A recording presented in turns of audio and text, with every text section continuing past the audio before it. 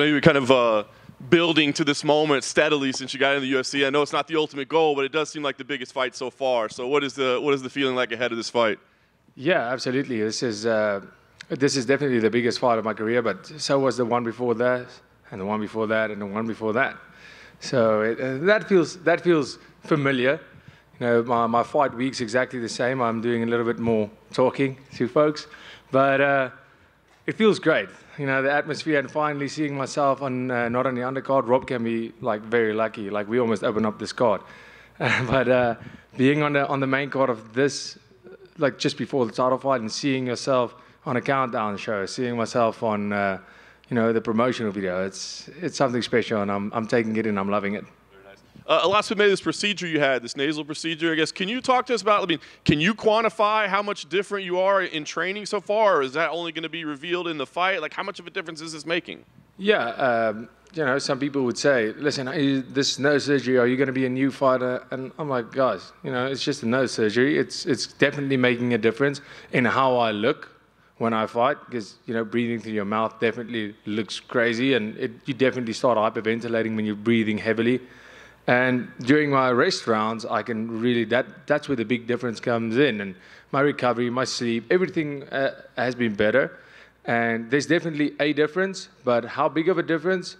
Am I going to get tired? Most certainly, because if you look at the output that I put, anybody in the world will get tired from that. But maybe I look a little bit better doing it.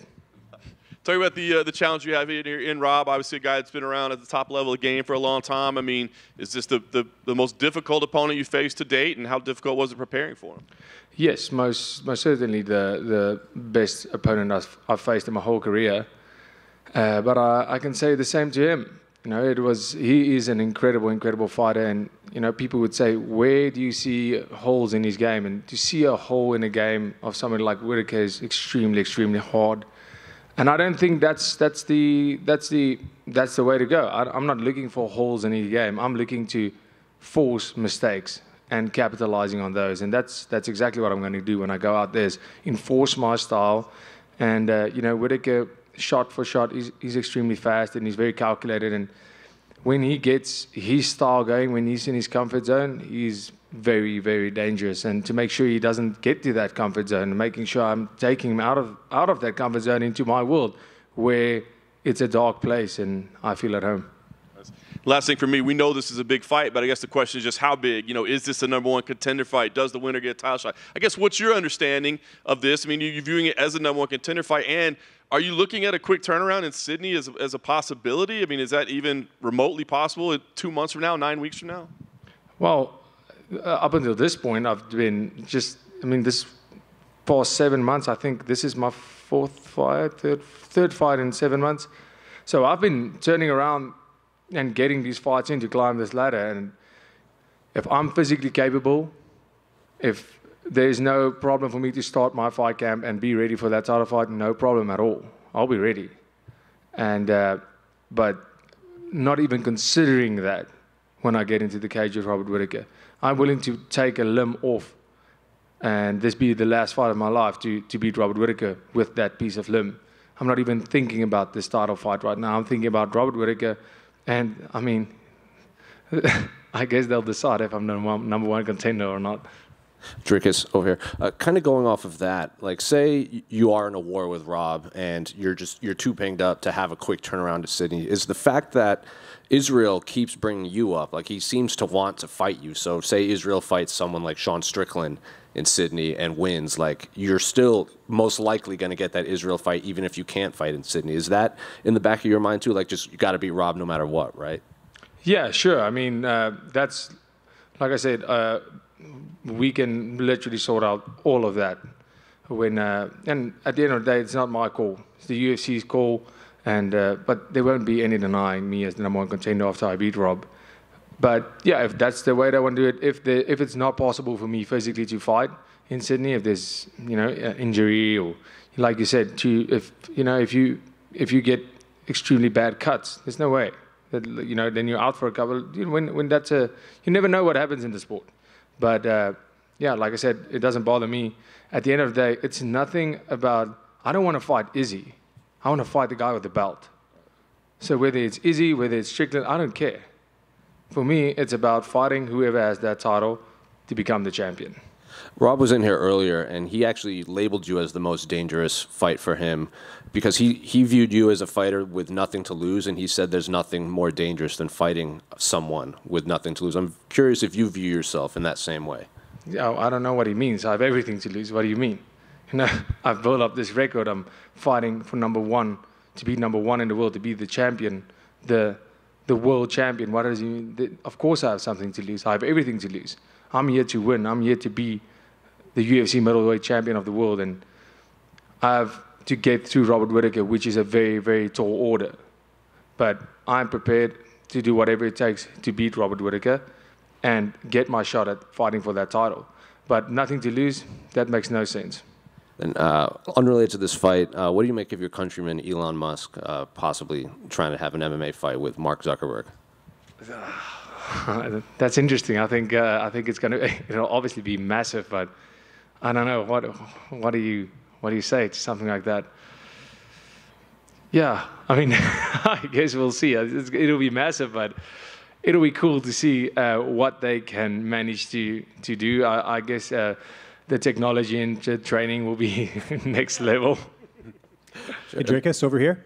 Hold on, one more, James. Sorry, just one more. It's Robbie Lawler's last fight on Saturday. I'm just curious if you have any favorite memories or favorite fights of his career. Oh man, obviously favorite fight. You can't go anywhere else than Rory McDonald fight, and obviously you can almost go and say in that same fight is the favorite moment ever, where they just did that stare down, and Robbie Lawler, his lip was so busted, and when he spit, there was just blood everywhere. And of course, another massive, massive moment in his career is when him and Johnny Hendricks fought. And it was almost, that became his signature move. Like the last minute and a half, he would just be like, even though he's so tired, just go like, oh, my opponent's holding Thai pads, and he'll just be teeing off, kicking and kicking and kicking. And the fact that the man in all of his fights didn't go for a submission once, that is the coolest thing ever, and that is so badass. He has all my respect, and he's an absolute legend. Dricus over here. Sorry again, Jose. Didn't mean to jump the gun there. Robert Whittaker is an extremely tough guy to finish. We've seen, I think the only guy to knock him out at middleweight was Adesanya. You're used to finishing your opponents. Does that change the game plan at all, just with how durable he is?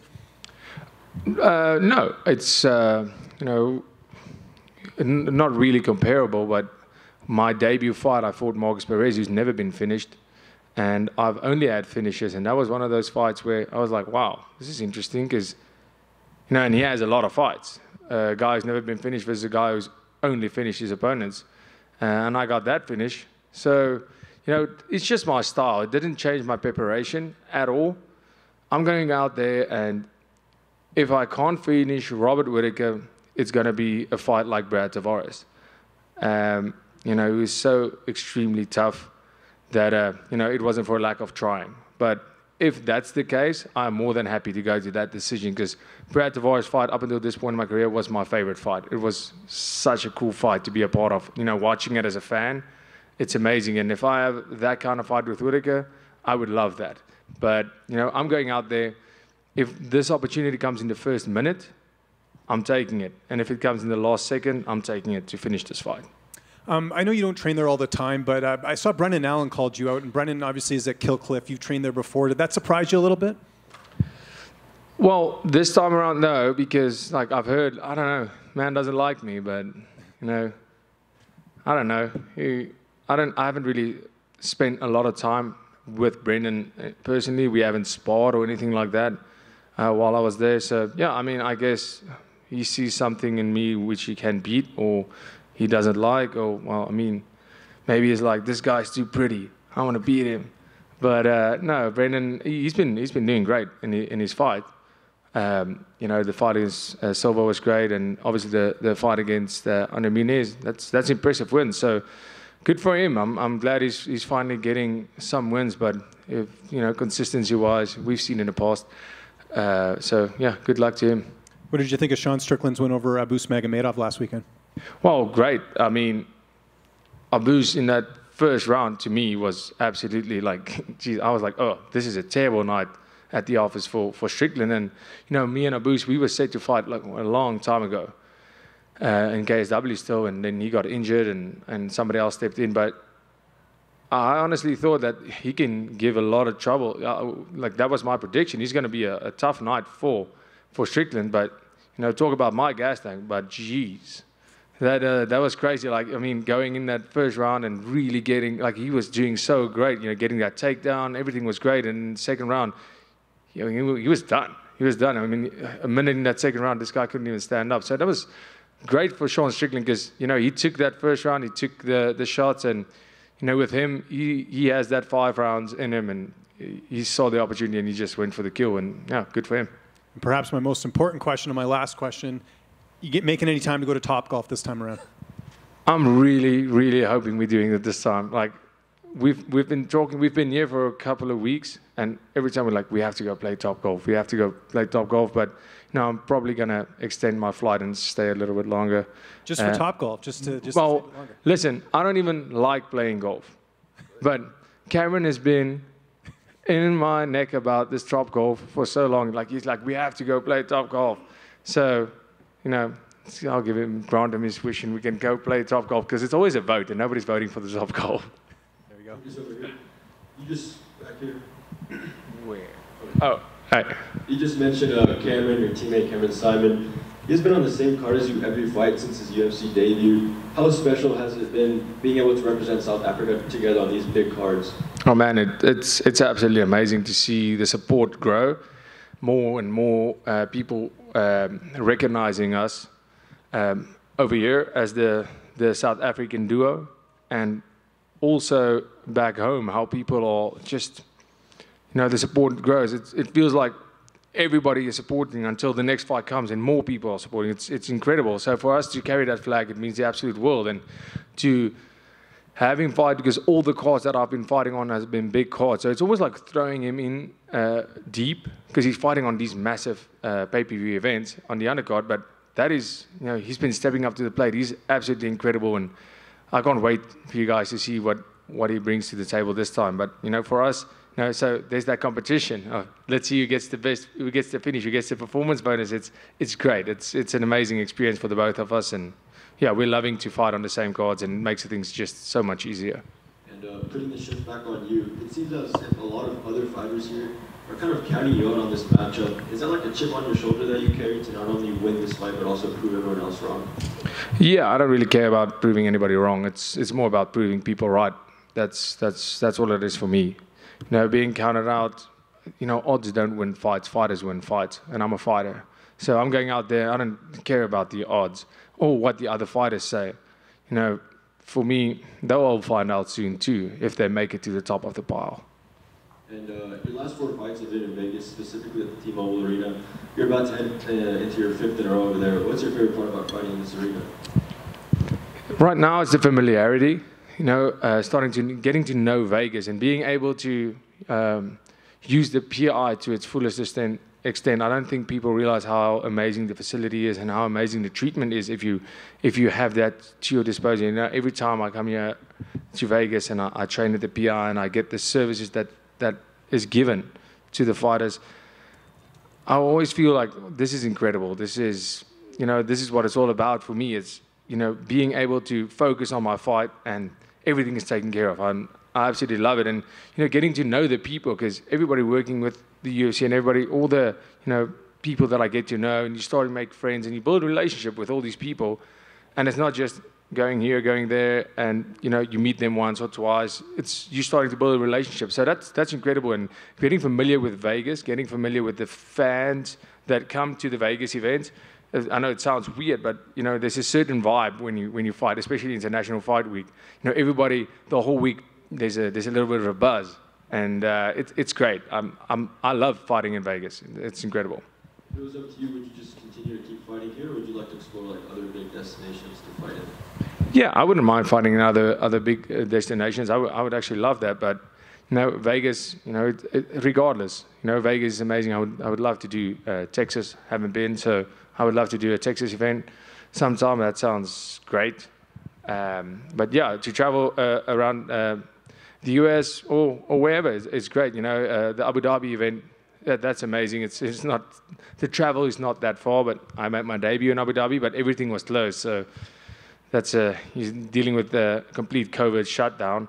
But you know, it doesn't really matter to me. It's cool to see the world while doing this. It's really great. It's you know, and it's hard because now I've been in Vegas 4 times. So you're so used to seeing everything. So you're not really seeing what Vegas is anymore. You're just here to focus on the fight, which is good, I guess. But it'll be great to see, so while we're doing this and living my dream, seeing the rest of the world.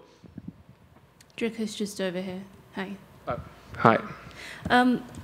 Is Robert Whittaker someone that you've always had your eye on as a future opponent? 100%. I've said this in a couple of interviews today that my brother and I, we watch fights and we are massive fans, even before, way before. And Robert Whittaker, obviously, he's been in the UFC for a very, very long time. And he's been at the top of the pile for a very long time. And, you know, me and my brother spoke about it, and he just went and said, I know you're going to face Robert Whittaker. And I spoke to Bisping about this, and I said, there's just some people, I don't know if all fighters have this feeling, but I had this feeling, I know I'm going to fight this guy. And when I fought Trevin Giles International Fight Week, I think it was 2 years ago, that's when Brad Tavares fought Umari Akhmedov. And I looked at Brad Tavares fighting, and I said, oh, this guy is a tough fight. This guy, this is a long night at the office for anybody. And I just had this feeling, I know I'm going to fight Brad Tavares. So I don't know when, I don't know, and he was my next fight. And the same with Whittaker. I just always knew I was going to fight Robert Whittaker. And I knew I wasn't going to fight him when I defend my title. I knew I was going to fight him on my way up. And I've been ready for this for a very long time. And like you said, he's been at the very top for such a long time. What do you think makes him so dangerous? What do you think it is? Well, firstly, you know, finding flaws in terms of cardio is really hard. He has great wrestling. He has great striking. He's tough. He can take a punch. He can give a punch. But, you know, also another big thing with Robert Whittaker is a lot of the guys he's been fighting, the good, you know, Marvin Vittori, Jared Cannonier, these guys have all been beaten by Adesanya. So Robert Whittaker faces them after they've lost to Adesanya. So you're getting a little bit more of a beaten down fighter. You're getting a guy that's just lost to the champion. So your motivation isn't what it should be, I'm assuming. I'm assuming that your motivation is not, this is for the world title. Your motivation is, I just lost my opportunity. I'm going to fight Robert Whittaker and then another guy before I get back to the title. And you know, that's something you have to take into consideration, the mindset of the fighters. So he's faced incredible opponents, but this is where this fight is different. I'm on my way up. I'm the contender right now, fighting Whittaker to fight for that title. So for all practical reasons and for anything that makes sense to me, this is my title fight. Because without this fight, I'm not getting a title. So for me, this fight is my world title fight. And I'm not fighting the champion, then Whittaker. I'm fighting Whittaker on my way up. And like Jose said earlier, Robert said you're the most dangerous to date because you are the unknown. Do you think you still have more to show that perhaps we haven't yet seen? Absolutely. I think I have so much more to show. You know, I've just been fighting so often and fighting these good guys. Every time a better guy, you know, jumping the ranks. And every time I feel better in there, every time I feel more comfortable, and I'm getting acclimated with the stage, getting acclimated with the massive names that I'm fighting, the crowds, everything. I'm getting better every time, and there's so much more, you know, so much more to my skill set that I can show. But you know, with Whittaker, he's a prime example of a guy that utilizes all of his weapons, and he does it incredibly well. And what's gonna be needed from me to put on the performance that I know I can with this and to finish Robert Whittaker is going to be the best version, and every single part of my game is going to be needed from me to do that, to finish Robert Whittaker and do it in spectacular fashion. It's going to need my best striking, my best grappling, my best wrestling, and definitely my best performance to date. With everything that is at stake, would you say this is the biggest moment of your career so far, and do you feel that? Yes, without a doubt. But like I said, it feels exactly the same as the previous one. And last one from me, there's obviously 2 big title fights headlining this weekend. Just wanted to get your opinion on the main event between Volkanovski and Rodriguez. Yes, Volkanovski, obviously there's no denying that guy. He's, when he fights, he's so good. He very narrowly almost beat Islam, which is a pound-for-pound #1 fighter right now. I think Volkanovski is an incredible athlete. But then with Yair, if you look at his fights, he just has one punch, one kick ability to finish a fight instantly. And I think there's a massive reach advantage for Yair and especially him being a kicker. Anything can happen at any stage in this fight. Like Yair has the ability to finish this fight in the final second of this fight, like he did with the Korean Zombie. So, this is such a dangerous fight for Volkanovski, but I think it's going to be a great fight. Thank you. Thank you, Dricus. Quick question for you. You made a comment about needing to get over to Top Golf. And last time in early March I was here, I asked you what your favorite thing about Vegas was, and you paused for a second and said the food and the beer. I'm just curious. Hence, I didn't make it to Top Golf. I'm just curious, what is your actual, you've been to Vegas all these times now, what do you actually really love about Las Vegas? Can I stick with my original answer? No, yeah, I mean, I guess that's really, having, but, beer and food everywhere in the world is amazing, but, right here, it feels like where everybody comes for a good time. That's what you get, the vibe everywhere you go. It's just good times all around. You don't see anybody like not on your level when you're in Vegas. So when you go out to celebrate, there's going to be a lot of people on the same level as you. If you go out and I'm cutting weight and just sitting, there's people that work here and live here normal. They're not celebrating every day, and that's on your level. So I guess this place caters for everybody, all needs and all situations and all energy levels. Perfect. And then last question for you. I know you said you don't really care about what the outside perception is, but I'm curious, every fight you've had so far in the UFC, you haven't lost yet, you're normally the betting favorite, but here you're talking about being one of the biggest underdogs on the card. Does your perception change when the fighter is, maybe theoretically supposed to be better than you? Well, I said it. I didn't even know I was the favorite every time. But with a guy like Whittaker, I'm not surprised that I'm the underdog. How do you go? On what grounds do you go and say, no, Dricus, on betting odds, go, no, Dricus is beating Whittaker? On what grounds? With my opponents, they don't add up to his. The amount of fights don't add up. He's had the belt. He's fought the champ twice. He hasn't lost to anybody else in almost a decade. So, yeah, he deserves to be the betting favorite, 100%. And, I'm not even offended by it at all. For me, this is where I'm taking over. This is where I become the betting favorite. This is a fight that puts me in that tier. And, yeah, 100%. This is my time. There's a champion and there's a contender. And up until you beat the champion, nobody believes you're going to beat that champion. And Robert Whittaker, rightfully so, is a fan and betting favorite. But that is for now, up until I surpass that spot. Good. Thank you, guys. Appreciate it.